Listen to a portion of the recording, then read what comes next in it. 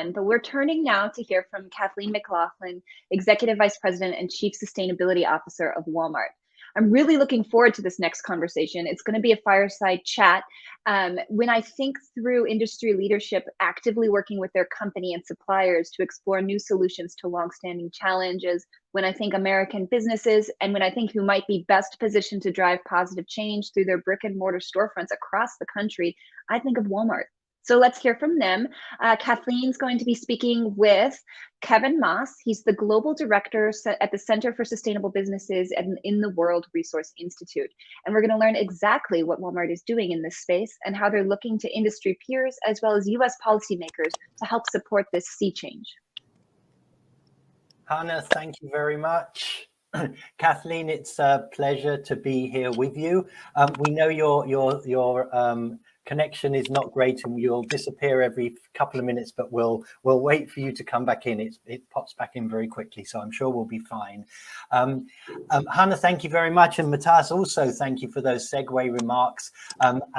As Hannah mentioned, I'm Kevin Moss. I direct the Center for Sustainable Business at WRI, the World Resources Institute. And in the interests of full transparency, I should tell you that amongst Catherine's many commitments to sustainability is that she also serves on our board, of which we're very pleased about. And Kathleen, thank you for being such an active participant in our board and in the guidance you give us.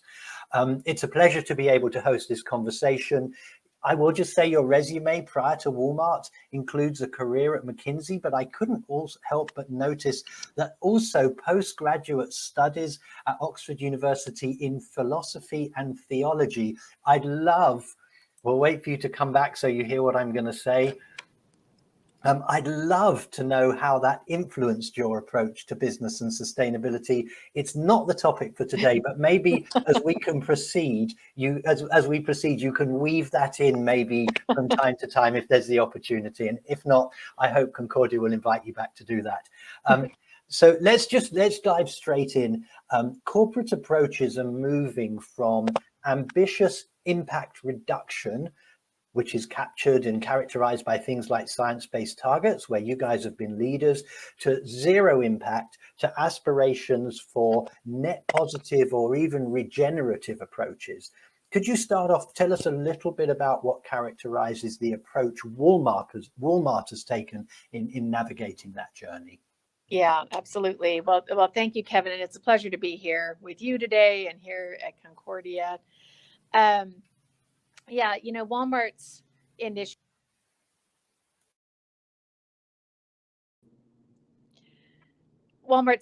related to sustainability can be traced back to 2005, when the CEO at the time, Lee Scott, set out ambitions that you might say were more in the zero footprint realm, right? So there was a commitment to zero waste, a commitment to 100% renewable energy. And the notion in those early days of sustainability, at least in terms of business engagement, was very much around minimize footprint. And really for 15 years, Walmart has made some tremendous progress on those aspirations. But of course, over time, we've come to learn more and more about the state of the planet in terms of climate change, in terms of the degradation of ecosystems.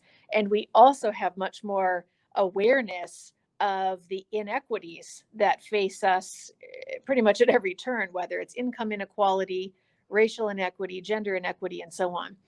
And those challenges are such that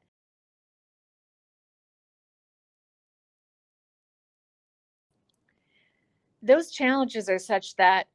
can't address them as a society unless we rewire the systems that sit underneath them, that we all rely on. And really, we're at a point as a society globally where we need to build back better. We need to overcome inequity and lift people up. We need to draw down carbon and actually have a net positive impact in terms of carbon, for example, and we need to restore ecosystems. So for us as Walmart, a number of years ago, we were the first retailer to set a science-based target for emissions reduction. And we began to look more holistically at rewiring global supply chains for environmental and social outcomes that are net positive. And last year, we sort of put a word to it, regenerative, which we notice others are also using and adopting, and we mean it. So by regenerative, we do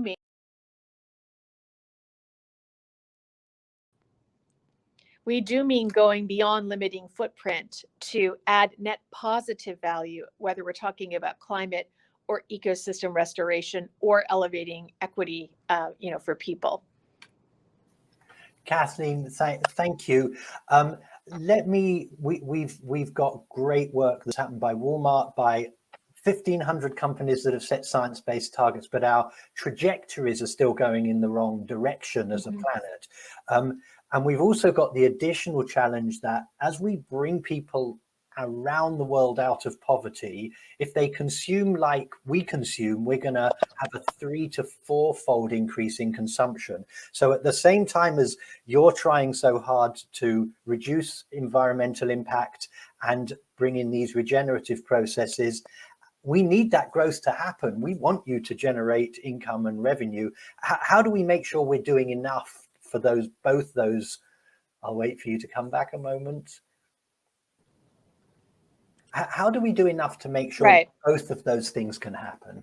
Well, it really goes to the heart of the imperative, what we have to do together as a society. And it's business, it's government, it's civil society. We're talking about a complete and utter transformation of the methods of production and just our day-to-day living.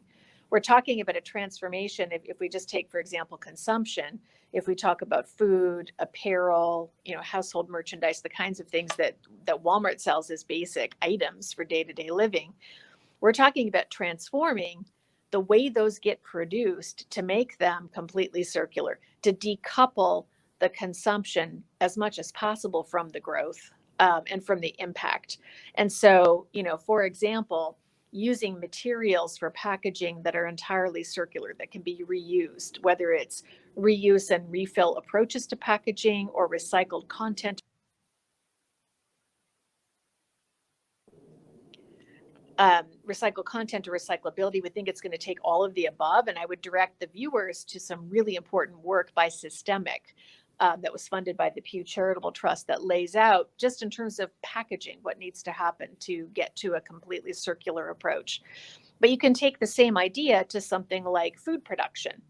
So we need to move to models of agriculture that are regenerative, that by growing the food that we eat, we're actually replenishing soil health, we're managing nutrient runoff, we're restoring pollinator health and biodiversity in not only the lands that are being used for production, what we might call the foodscapes, but we're also participating in initiatives to restore and protect the natural ecosystems that are contiguous to those food production zones, and having a much more holistic approach to that. So if you imagine kind of 5 years from now, 10 years from now,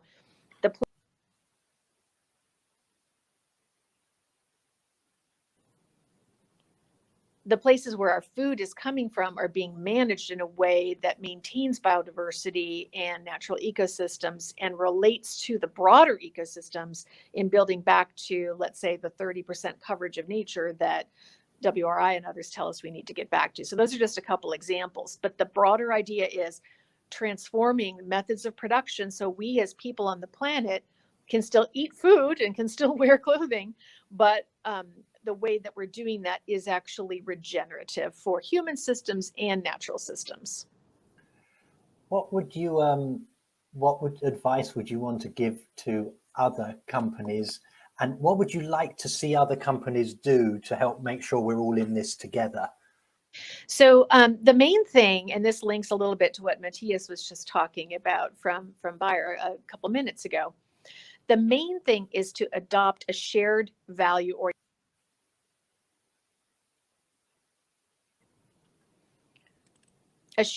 orientation in business. That means pointing the strategy for the customer proposition and the operating model of the company toward creating value as a business through business by addressing social and environmental issues in a very integrated way.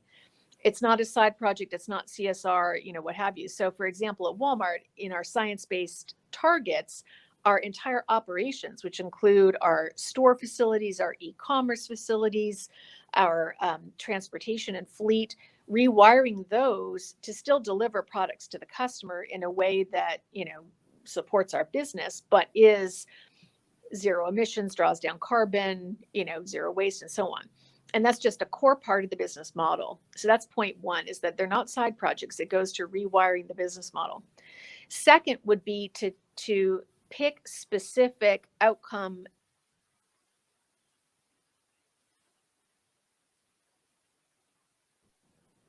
issue areas like climate, natural ecosystems, racial equity, and so on that are relevant for your business.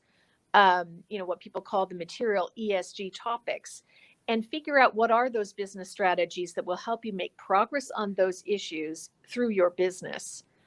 Third, then, is to identify the metrics that you'll use to manage your progress, to measure your progress, ideally in alignment with the emerging frameworks that are widely shared, widely adopted. So, for example, SASB, TCFD, when it comes to climate. So in our case, with our science-based targets, we're measuring and disclosing our emissions through CDP and our climate strategies in accordance with TCFD and so on. And there's a lot of convergence happening right across the business community now on what is a set of rigorous approaches and standards, what are the right metrics, how can we start to measure those, disclose them.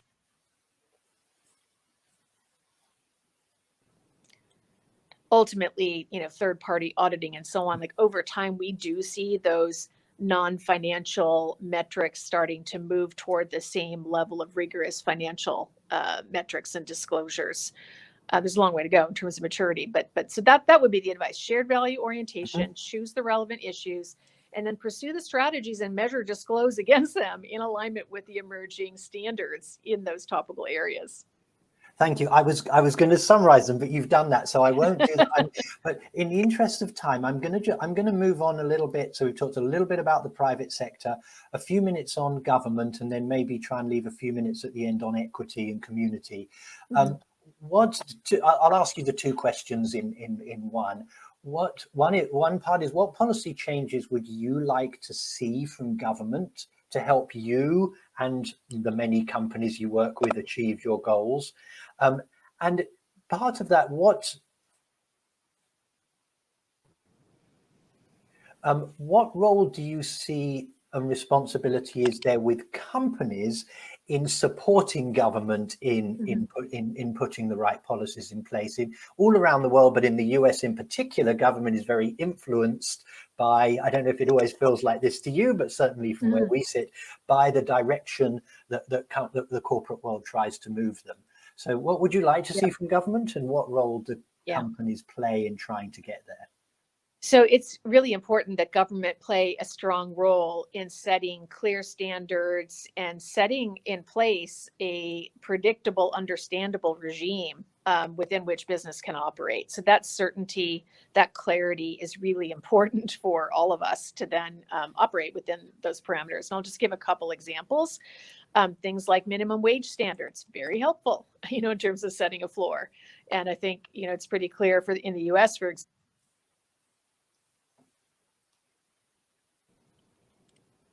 the federal minimum in the US is well below where most people think it should be, just as an example.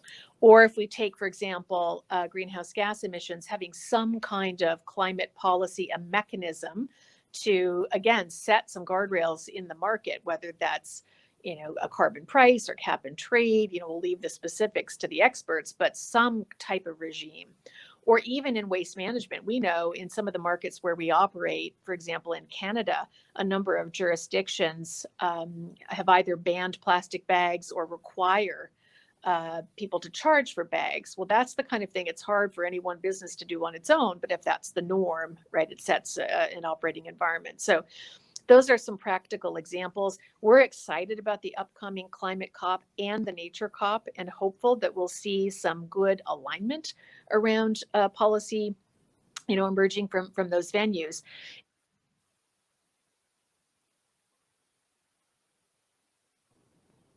In terms of your second question, the role of business, we think it's important that businesses are transparent about their policy priorities in their disclosures of environmental, social, and governance activities. and through the associations where they, participate. So, for example, the Business Roundtable in the United States spent a fair amount of time the last couple of years or so reworking the climate statement to make it clear that business is in favor of, sound science-based policy from government, along the lines of what I just said, some sort of mechanism that will allow us to price carbon. And, I think it's in the interest of investors and citizens in general to turn to the companies that they invest in or patronize and expect that they'll see alignment on policy, advocacy, and so on with the kinds of things I'm talking about. Thanks. And those I'll say this while Kathleen's coming back on. Those words are to some extent music to my ears. It's important for us that business is not a barrier to government making progress on policy, but is supporting it and pushing it. I see it part of our role as a not-for-profit to encourage that movement to continue. Let's move on in our last, I think we have 4 or 5 minutes, just to talk a little about a topic you mentioned at the beginning, equity. And you mentioned minimum wage, which is, I think, which addresses your role as an employer, but you also have this key role as a procurement all down your supply chains, and equity is often an issue in supply chains. Could you talk a little bit about how we do all of these great things of growing the business and staying within the environmental limits and bringing people out of poverty, and also address equity in the supply chains, that we're not putting so much pressure on the supply chains?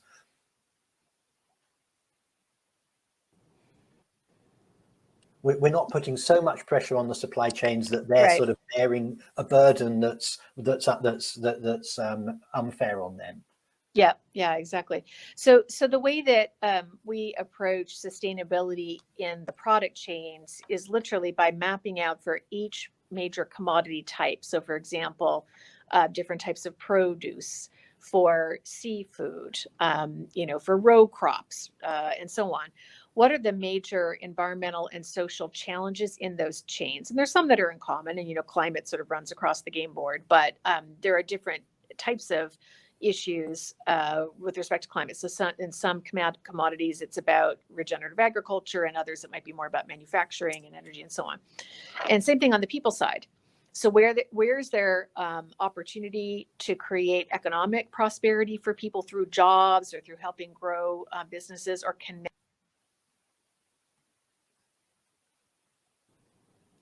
connect small producers to markets would be an example. Or where are there human rights risks? Where are there forced labor risks, or risks around working conditions and so on?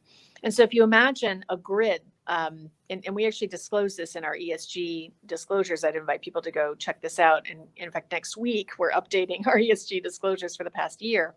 We lay this out. And so the work we're doing on the social side to advance equity pertains to certainly working with others to root out major issues in supply chains like forced labor, or building safety, or those kind of things.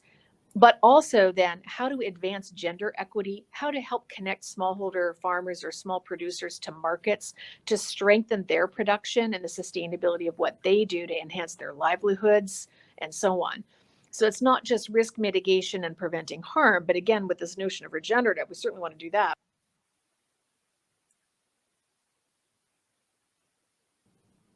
How do we go beyond and create opportunities for economic prosperity and gender equity and so on? So one example would be small producers. We work very closely in Mexico, for example, and in India and across Africa through MassMart in a couple different ways with smallholders. One is by sourcing from small producers and supporting their livelihoods and providing agricultural advice and so on in terms of the mix of crops that customers are interested in, know-how and so on. And then the other is through philanthropy, where we're trying to strengthen those sectors in general in terms of value-added processing, storage, routes to market, fair pricing, all those kind of things in general in those sectors. So that's just one example of how we work to advance and respect human rights in supply chains. Kathleen, thank you so much. We could probably have a 1-hour conversation about each of those individual topics. I appreciate Walmart's role and your role taking a leadership role. I see to some extent it's our job as a non-for-profit to always push you to do a little bit more, or maybe even a lot more. But that's what we're here to do. And I appreciate that we always get a very positive response, even if we don't agree. Even if you can't do everything we want, there's always a very positive response and a listening ear to what might need to be done next. Thank you very much. I think I hand back now to Hannah. Thank you very much. Great. Well, thank you so much, Kevin and Kathleen. And Kevin, I couldn't echo your remarks more so about the leadership that Walmart's continuing